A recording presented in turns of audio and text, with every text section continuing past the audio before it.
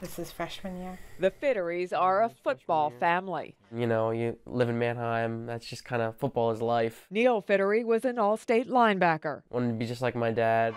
And last fall, Brock was following in his father's footsteps, wearing his dad's old number against Hempfield. I'm a mom. I worry every game that they're going to get hurt. It turns out those fears weren't unfounded. In the first half, her son was underneath a pile when he took a hit to the back of the head. To be honest, I don't really remember a lot of it. I just know that I got hit in the head. I lost my vision for a little bit.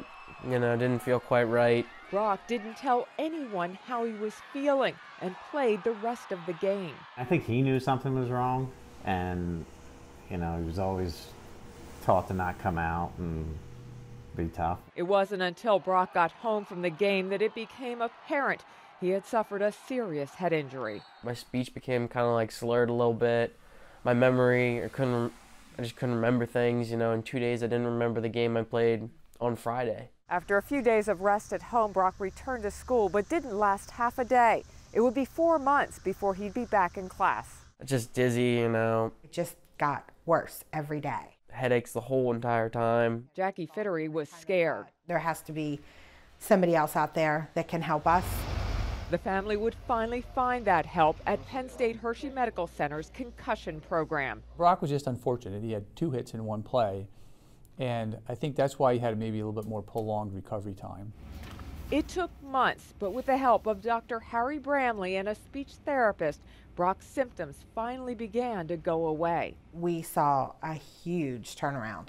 Still, by early summer, doctors and Brock himself weren't convinced that he would ever play football again. You know, I love football more than anything. Barbara Barr, News 8. On a hot summer night, Brock Fittery works out with his younger brother Garrett at Manheim Central. I can't keep him in a bubble. And of all the sports, wrestling has probably the least amount of concussions. Brock planned to give up football for wrestling after suffering a concussion that caused headaches, dizziness, and even speech problems. It's kind of crushing because it's something that I look forward to since I was like a little kid.